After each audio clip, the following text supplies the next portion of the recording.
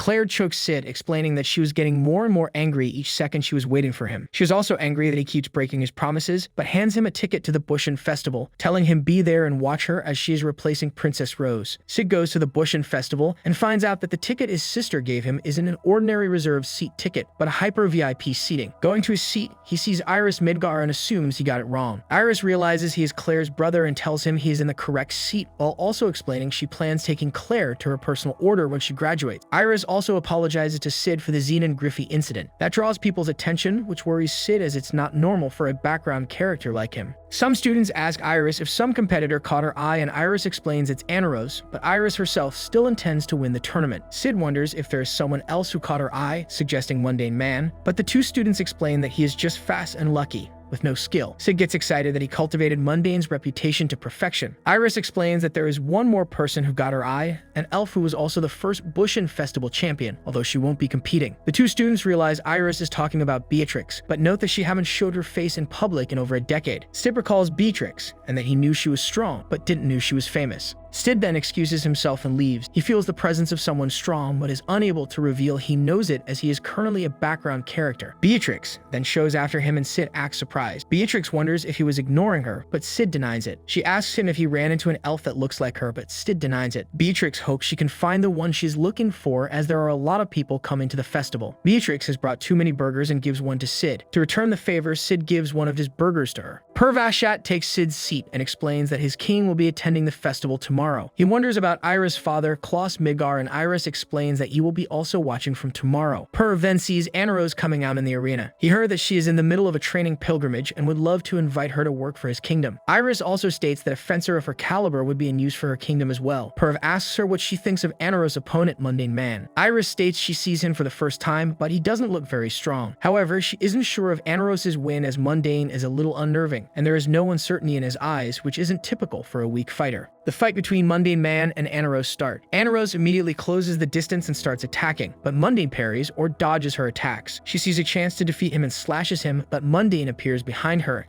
and tells her that was just an after image. Mundane then quickly overpowers her, and Anaros realizes that her only choice is to try and counterattack when he attacks. She waits for him to attack and attempts to counterattack, but Mundane dodges, which makes her realize he was still matching his attack to her and not the opposite. Mundane then slashes and defeats Anaros. Perv states that Iris was right. Iris is surprised that someone as strong as Mundane was unnoticed for that long. Perv states the next round would be Iris versus Mundane and wonders if she is confident that she can beat him. Iris states she can't match his beauty of swordplay, but it's not beauty that determines the winner. If this is all Mundane can do, then he won't be a match for her. However, there is a good chance that he is hiding something, which is why he disguised his stance and technique through the tournament. After leaving, Perv tells his man to investigate Mundane, noting it could be a problem if he is backed by the lawless city. His man wonders if he is part of Shadow Garden, but Perv dismisses it because he is a man and also doubts that Shadow Garden have a reason to make a scene at the Bushin Festival. Elsewhere, Anaros tells Mundane that she was completely defeated and explains that she left her country to become stronger and thanks him for the lesson. She wonders how he became that strong, and Mundane states he abandoned everything in pursuit of strength. Sid had accomplished 70% of his plan at the Bushin Festival. He then wonders on how to finish it, and after defeating Iris to just disappear, stating his work is done. Or he wonders if he should get the evil route and act like an assassin from a shadowy organization. He returns home but finds Claire waiting for him again and wondering if he had fun watching her match. Sid then guesses he is dead. Iris is practicing and recalls her path from being a young kid who won her fight battle to who is she now. She is determined to get results and prove that she has power to stand up against the divine teachings. Sid starts to like the VIP seating as the maids get him anything he wants free of charge. Iris sits next to him, guessing he is there to cheer for his sister.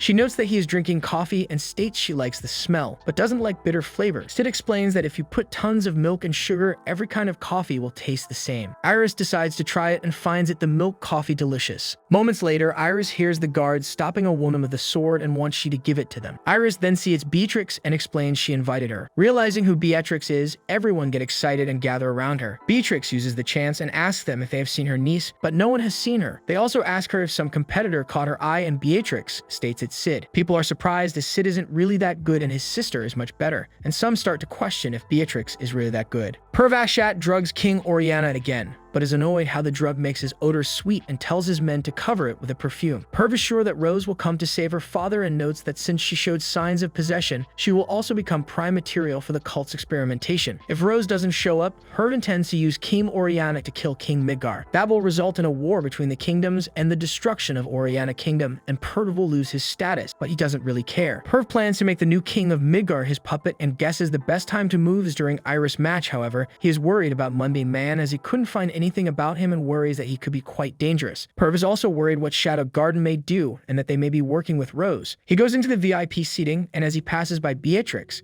she states that he and the king stink. Perv gets angry and orders to take her but Iris stops him and explains she is her guest and it's Beatrix, the war goddess. Perv then realizes who she is and that she may have awakened the hero's blood. Beatrix apologizes and Perv does the same. He takes his seat and starts to worry about Beatrix, guessing he need to eliminate her as well. He also wonders if he will be able to assassinate the king of Midgar, but states it will all go normal if Rose shows up. Claire wins her fight and the Iris heads out for a match against Mundane Man. As their fight starts, Iris feels that she loses her head and jumps backwards in fear. She is surprised at what she did and gathers herself and stands up. In that moment, she feels she is losing her leg and realizes that the entire arena is in Mundane's striking range. Meanwhile, Rose gets close to the VIP seating, but sees dead cult members. Beta and other Shadow Garden appear behind her and tells her that she can proceed and fulfill her mission. Iris keeps feeling that she is losing limbs from Mundane's attacks. She realizes she feels that due to his look in his eyes and each time he slightly shifts his gravity center, which means it's done by his strength and not by an artifact. The crowd start to get disappointed at Iris as she keeps backing up and feel that she is scared. Iris gets angry and attacks. Mundane then pushes her sword away and grabs her by the throat and takes her down. Placing his sword at her neck, he wonders what is wrong as they are just starting. Perv can't believe that Iris lost without being able to make a single move. Seeing Mundane, Beatrix states she wants to fight him. Rose then shows up and apologizes to her father, stating she made mistakes and will likely make one more, but she decided to follow the path she believes in. King Oriana then forgives all of her sin. Perv is surprised as he didn't instruct him of saying that. Rose cries and jumps at Perv, who then uses the king as a shield. However, Rose proceeds and stabs him. In his last moments, the king tells Rose that he loves her. Perv is shocked at how easily she killed her father and gets angry. He then sees Rose holding her blade against her neck and orders his men to stop her. Mundane then comes from the window, asking if that's the choice Rose made, while cutting down Perv's men. Mundane then states it's time to reveal himself and turns to Shadow. Rose calls him Stylish Bandit Slayer. Seeing him fight, she was reminded of her past, when Sid had saved her from some bandits. Since that day when she saw his fencing, she decided to become Fencer herself. When Sid had killed all the bandits who kidnapped Rose, she asked him who he was. As Sid was still training back then, he is just a Stylish Bandit Slayer. Rose is surprised to learn that Shadow was Stylish Bandit Slayer, and even at that young age, he wasn't afraid and fought against evil. Shadow tells her that her fight isn't over. Rose then stands up and leaves. Perv wants to stop her, but all of his men are already defeated by other Shadow Garden members. Beatrix then states she will do it and jumps at Shadow. As they clash swords, Perv uses the chance to escape.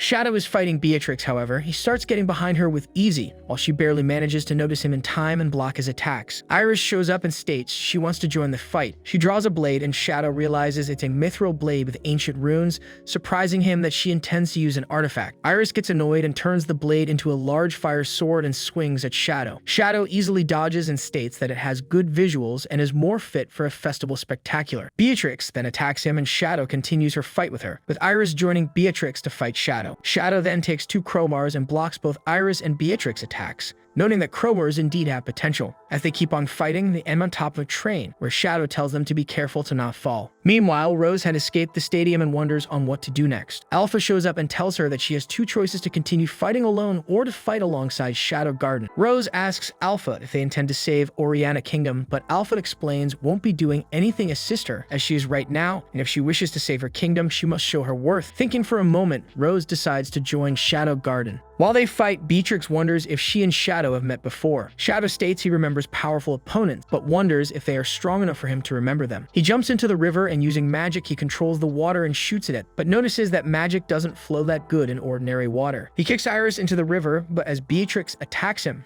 she manages to break his crowbar. As they keep fighting, they reach a tower, where Shadow gets behind Beatrix, but she blocks it easily, noting that she got used to his attack. Shadow congratulates her, stating that in sword skill, they are almost equal. However, her use of magic isn't as good. Iris then comes attacking, but Shadow blocks her attack with his fist, stating that he can't be defeated with borrowed power. Iris tells Beatrix that she will immobilize him even if it costs her life, and then Beatrix can take him down. Iris attacks Shadow. As she swings her sword, she lets it go and attempts to grab Shadow. However, Shadow kicks her in the chin with his knee. Beatrix finishes charging her attack and attacks. In that moment, she knocks Shadow's sword, but he dodges her attack and then grabs and slams her over Iris and then stomps both of them. Shadow attempts to leave, but the girls manage to stand up, and Iris tells him that by now every knight in the city should have been mobilized. He has turned the whole kingdom into his enemy, and there isn't a place he can run to. Shadow starts laughing maniacally and then states he ain't running as there is no reason to. He activates his power, covering most of the city, and states that the playtime is over. Seeing his power, the girls are left stunned. Shadow starts casting his I Am Atomic attack, but stops before the enemy leaves. Seeing that, Iris drops on her knees and cries. Sherry read on the newspaper that the demon Shadow was chased away by Iris and Beatrix. Rose is still missing after she killed her father. Beatrix leaves the city, disappointed she couldn't find the one she was looking for. She tells Iris to not take her defeat too serious, as there are many things mortals can't defeat. As Midgar Kingdom is looking for Shadow, Beta guesses that was Shadow's plan to keep them occupied with himself and not get involved with the things happening in Oriana Kingdom. Since Shadow is actively involving himself, they decide to hurry up and tie up the loose ends and send more personnel to investigate the lawless city and keep a close eye on the major corporate alliance. With the new school term having started, Sid wonders where his Skell. Poe explains he took a long-term job. Poe regrets that he was outside the city when the demon Shadow appeared. Shadow covered the capital in magic, which must have frightened a lot of girls who would then have needed reassurance. Rose and Alpha reach the Kajanu domain. Alpha then explains they are heading past the mountain and deeper into the woods. Rose is surprised as magical beasts infest the region. Alpha explains that when Shadow visited the mountains, he battled the Mist Dragon. The dragon lost and dubbed Shadow ruler of this realm and bathed him in dragon's breath. When they reach their destination in the forest, Alpha explains that this is the ancient city Alexandria, Shadow Garden's base of operation. Alpha takes Rose to Lambda and explains that Rose is a new recruit and tells Lambda to train her. Lambda calls 664 and 665